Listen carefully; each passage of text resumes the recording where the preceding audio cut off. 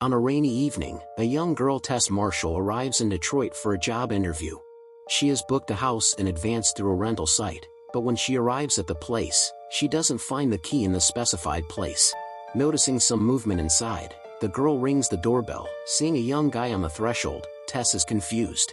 Heath, in turn, looks at the night guest with bewilderment. Having listened to her story about booking a house, he says that he also rented this accommodation, but only on another site. Realizing that this is some ridiculous mistake, the young people decide to spend the night under the same roof. The couple spend the evening talking, telling each other about their lives. Deciding that it's late, they go to bed. At night, Tess wakes up from some sound. She is very surprised that the door of her room is open. Entering the living room, the girl sees a sleeping Heath, who whispered to save him. Deciding to wake up a new acquaintance, Tess tries to find out why he opened her door. The guy assures that all this time he was asleep, and woke up only from her touch. Having written it all off to fatigue, the young people again disperse to their rooms. Waking up in the morning, Tess finds a note in which Heath informs her that he has to leave on business. He wishes her luck, and also hopes to see her in the evening. Going out to the car, the girl notices that there are abandoned and dilapidated houses all along the street. Deciding that she is going to leave the place soon anyway, she goes for a job interview. After the interview, a woman from the office asks Tess where she is staying. Having heard about a house in a bad neighborhood, she advises her to move out immediately, without being able to explain the reason clearly. The girl assures that everything is fine, because she lives there with a neighbor. Back to the house and getting out of the car, Tess sees a homeless man running in her direction. He yells something to her, but the frightened girl runs into the house and locks the door. After calling emergency services, the operator informs her that there are no available people due to some big convention in their town.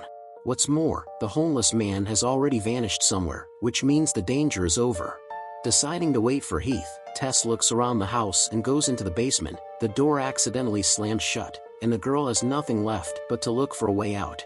She took the key to the house with her, which means that the young man will not be able to enter. Looking for something to open the door with, Tess comes across a rope sticking out of the wall. Pulling on it, a secret door opens in front of her. Approaching the authentic hallway, the girl finds a room containing a bed with a dirty mattress, as well as a video camera.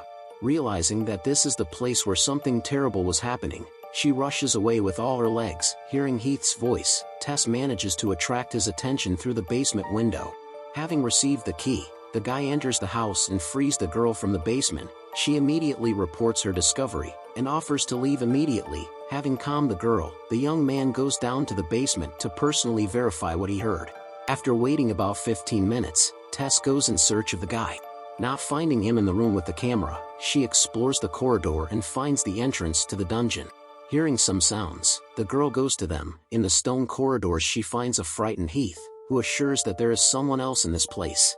At that moment, a naked woman with a disfigured face appears behind his back. She brutally kills the guy right in front of Tess. Young actor AJ gets word from his producers that his shooting partner has filed a lawsuit. The woman claimed harassment, and later reported that the young man allegedly forced her into intimacy against her will. Realizing that they do not need such a fuss, the producers fired the guy.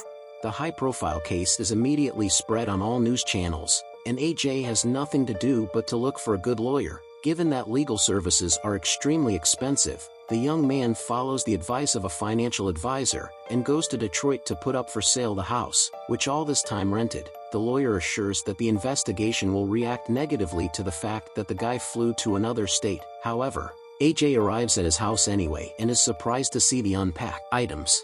He tries to find out from the operator why someone is still living here, but the girl on the end of the line assures him that the last tenants moved out 2 weeks ago. In the morning, he decides to check out the house.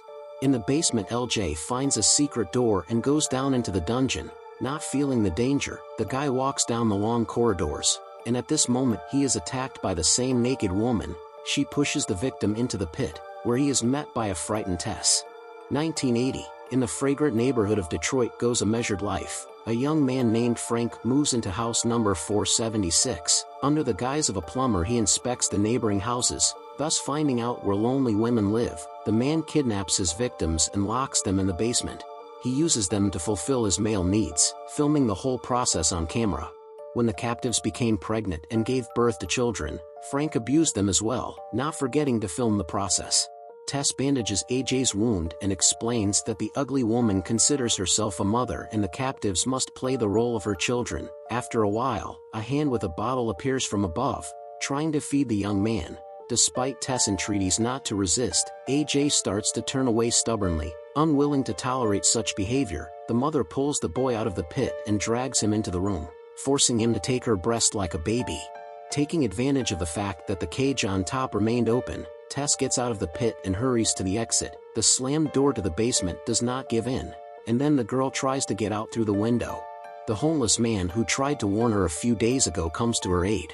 Andre informs her that at night the woman goes out on the street, so Tess better get out of here as soon as possible. Deciding that AJ needs help, Tess goes to look for help. When she sees a patrol car, she tells them what happened, but the officers react strangely, as if they don't believe the words of a frightened girl. Deciding to check the house, the officers see that the doors are closed and conclude that they have no right to break in.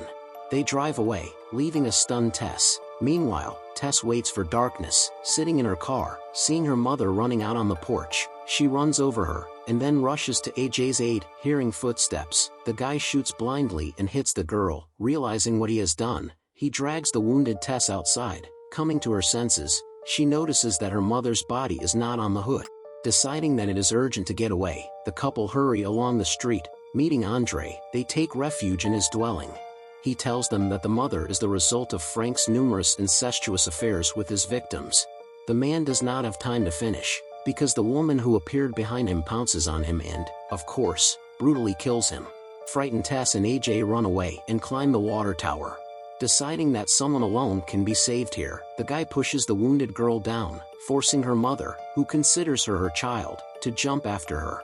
The young man himself cautiously descends the stairs and sees that Tess is alive. He tries to justify himself to her, but he fails to do so because the mother who has come to her senses has killed him.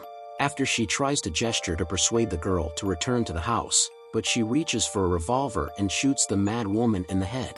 Realizing that all the worst is over, wounded Tess slowly walks away, leaving the godforsaken neighborhood of Detroit. Perhaps now life in this place will return to normal.